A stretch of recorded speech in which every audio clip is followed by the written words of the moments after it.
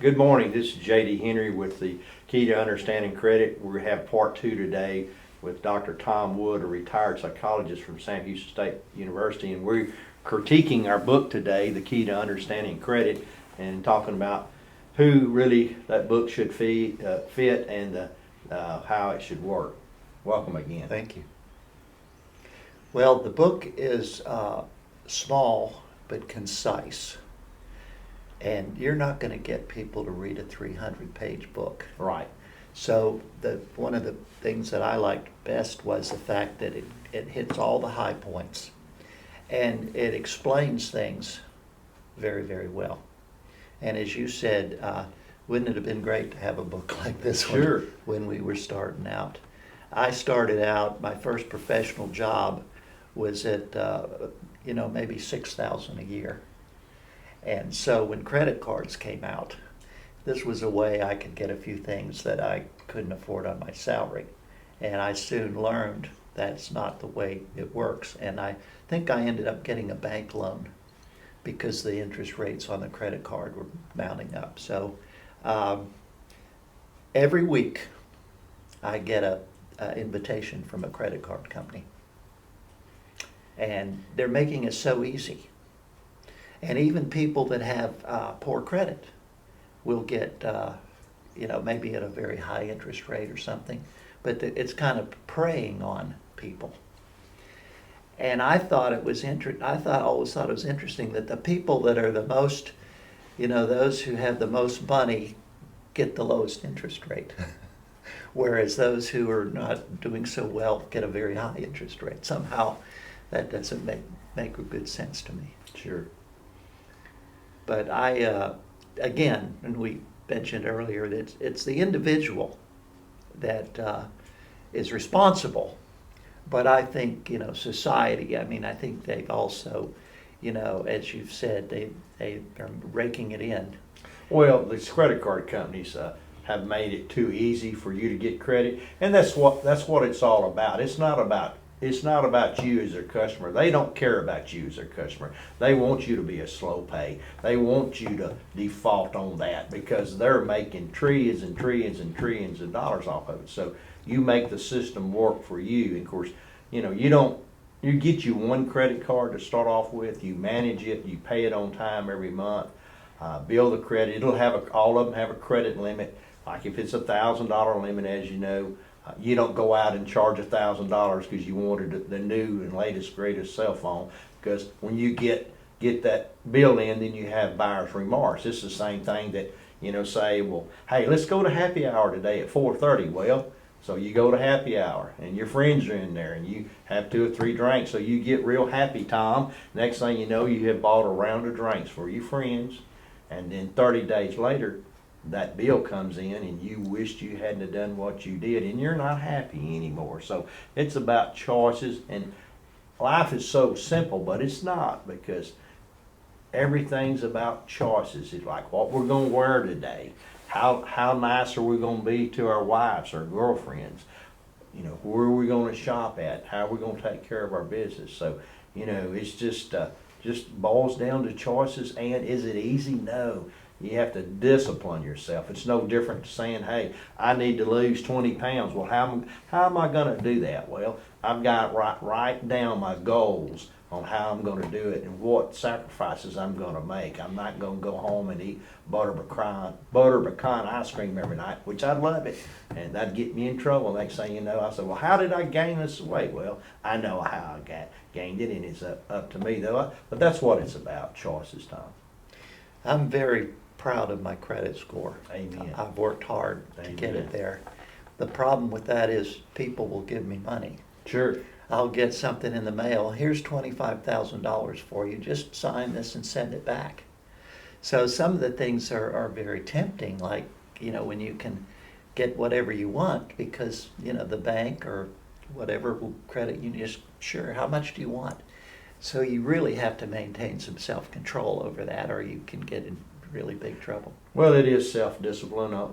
Recently, my wife and I needed a new refrigerator, and we shopped all around, shopped on the internet, shopped locally, and we finally decided, hey, the best bang for our buck was here at the local Home Depot. So we went out there. They had the refrigerator we wanted at the lesser price of anybody else. And then when we got up to the counter, the young lady said, you know, I can take $150 off today if you'll if you'll open up a Home Depot account. And I says, well, how long will that take? And of course, being that everything is computerized, you know, we've worked hard, we've made sacrifices to have great credit. She put it in, and within 30 seconds, she says, okay, you're approved. Sure. And so we got that extra $150 off, and then when we got the bill in, we promptly paid it off, and then I cut up that card and canceled it because I don't need it. So that's another example, making the system work for you. It is tough. Let's just say, like, I need to lose some weight. Well, how am I going to do that? I've got to make sacrifices. I've got to say, well, I'm going. You know, if I love chocolate, I'm not going to have any chocolate at my house. I'm not going to have it in my vehicle, you see. And even though, because if it's there, guess what I'm going to do? I'm going to eat it. And when you do get these temptation things in, you destroy them, you tear them up, and you need to shred that stuff. Anything about bills that you get in, and even bills that you pay, that let's say that they're 5 years old, you need to shred that stuff. You don't need to throw it in the garbage because of identity theft. And identity theft is so rampant out there. There's people out there that's all they do for a living is trying to steal your identity as an individual, and they're after the major corporations, they're after the government. You read every month somebody's been hacked, and you may get a letter for somebody that you do business with saying, hey, we're going to give you free crediting monitor for 2 years, and because we've been hacked. But anyway. Not too long ago, I kept getting this bill on my credit card.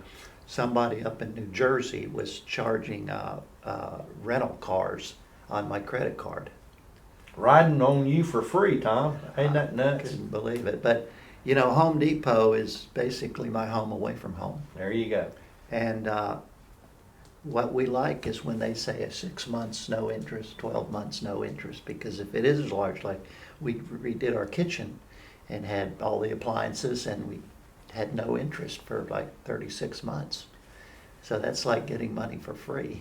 And there again, you're making the system work for you. That is a true no interest rate. And it's the same thing, but see, you have to have excellent credit to qualify for that. Exactly. You'll see these ads on TV, especially on the car manufacturers, that say for qualified buyers only, 0% up to 72 months. Well, that is a true 0%. But if you don't have a 700 beacon on and above, you don't qualify. Now you can buy that car, but the restrictions are different. You may have to pay more money down, and if your credit score is the 700 on buying a car and 0%, you don't even have to pay any money down. It'll allow you to get in the car for nothing. But and so therefore, if like interest is 5% right now on certain monies at certain banks, and you're getting 0%, you're making the system work for you. You're making money off there. So there's no reason to pay. No reason to pay cash up front. Right. You can get pay it or pay it off early. Right. Because you're not getting it. And to simplify things, especially on these car notes, especially from the car manufacturers, you can have it set up on auto pay that it comes out of your checking account or savings account once a month, and you don't even have to fool with the hassle of writing a stamp or mailing it, because it might not get there in time, like we've discussed before. Well, a lot of places will actually give you a discount if you go auto pay. There you go. Because they know they're going to get their money right away. So this is an extremely important issue with finance. How are you doing dissemination of the book in terms of getting the information out? It's on Amazon, but beyond that, how do you get the information out to the public, and especially the young people? Well, we're putting it out there on some digital platforms, Spotify and Amazon and different things that we've got out there. We do have an official website, the Key to Understanding Credit. .org by J.D. Henry. You can go to Amazon and put in the Key to Understanding Credit. It'll go right to the book, and it'll carry you to the website as well. So it's actually getting that particular audience attention to look at that because they need it. I've talked to so many people, from young people to our age, that said, I want the book. Now, whether they really purchase it, I don't know, and I'm talking about one-on-one now. It's difficult, but it is the #1 bestseller and 5-star rated, and as you know, it's such an easy read because I did write it for young people. If a person is in the 6th grade, if he or she's got real good reading skills, and there's nothing like starting earlier. I mean, when we were children, our mothers and daddies, we had piggy banks. I don't know if the generations today have piggy banks. I don't know either. I have no clue, but we were taught to save money on what we wanted, and you there again, you might have a go. I want me a brand new bicycle, and you save and save and save, and when that time comes, well, you open up that piggy bank and go buy that bicycle. Well, in terms of the budget thing, I have forms like that at home. And I don't do it every month, but every 3 months I will go through and fill out all the form just to see if I'm on track, just to see if I've got money left over. And the notion of saving, I think, what do they say, 10%? Right. I think that's not very prevalent among the young folks. I think we're dealing with a problem with not having delayed gratification. Right. And so saving for a rainy day or saving for something you want to buy down the road rather than going out and charging it, the day you want it. I think that has to get across to the younger generations. Have you thought about going into the high schools? I'm working on that right now. I appreciate you asking that. That's a great question because it's like anything else. You have to get to the right person. I've talked to the local school board here, and I know them all, and I thought, well, they would be the ones that go through, but they say, no, you need to see this particular person. And I went and saw this particular person, and they said, no, you need to see this particular person. And it's like anything else that if you can get to the right person, you can do very, very well. And that's like, well, who do I get to? Who do I need to talk to? And today, and I get it, everybody, time is so valuable. We can get money back as long as we've got our health. We can get money, but you can't get time back. And right. Most of people today want me to contact them via email and set up an appointment and see them later, and that's working, but it's a slow process. I mean, I'm having fun with it. I like it, and I'm the type of guy that because if you don't invest in yourself, who are you going to invest in? And this is a self-help book, and these young people need this book, and they can remember it forever. And it's like going to church. You may the preacher's preaching on what he's already told you, but the same way with the book, it's a lifetime of practicing the principles of saving money, investing money, doing the right thing, because like we've said earlier, it's not an easy thing to do. But what is, if you really want a great outcome, you want to look up one day and you're 60 years old and you've got $2 million cash retirement. Well, how did you do it? Well, you made sacrifices. You didn't go out every week at happy hour. You didn't go out every weekend. And would you, instead of going to Starbucks having an $8.50 cent pumpkin latte, you went down here to Jack in the Box and had you a $1 coffee. So that's an example. That's right. So anyway, it's just a critical area that the whole country is underwater in terms of, and each administration adds to the debt. Sure. I mean, at one time we had a balanced budget. Right. Back in the 80s or something. Right. And now it doesn't seem to be in anybody's interest. Let's just keep piling on more and more money. So do you have any plans for another book or a book in the future? Well, yes, I have thought about doing another book, but when I wrote the book, I was actually a county commissioner, okay? And county commissioner, one of my main jobs as commissioner on commissioners courts is the county budget, and that's a huge responsibility, from all the employees to all the roads to all the buildings. We've got 32 buildings we're responsible for maintaining the employees, and electric bills and raises, and you just name it, everything that goes with Sure. running the jail out there. That's a Walker County jail. That's Walker County Sheriff's Department.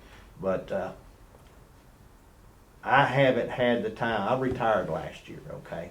And I did not promote this book one-on-one like you and I are promoting it now and talking about it, because I didn't want anybody to think that I wouldn't do my commissioner's Right. job, that Mr. Henry, he's out there promoting his book and not fixing my road. So, and that's pretty simple. So I have waited till I retired to hand sell this book and to start this podcast and to do it. So and my dream is, and we're going to do it. My wife and I, once she gets where her health is better, is to travel all over the state of Texas and the United States of America, promoting this book to mega churches, to their libraries, stuff like that, to these big independent school districts, to homeschooling districts. All that. That's what we're working on right now. And it's like fishing. You know, you're not gonna catch a fish unless you have you line in the water. Right. You know, but you may have 10 rod and reels out there fishing and finally get a bite on one. And I understand it. See, I grew up in retail before I came a commissioner, so I understand it very well. So, you know. Tom, I appreciate your time. Oh, my pleasure. It's been a Enjoyed great it. day, Really and a enjoyed it. very good thing for both of us. And young people, look at that book, The Key to Understanding Credit. You know, and people that are watching, it's a great gift for young people, grandkids, a sixth grader, and wonderful gift for graduating seniors, whether it be high school or university, because like we said earlier, the #1 cause divorce and bad relationships is financial. So thank you, Dave. Y'all have a wonderful day. Thank you.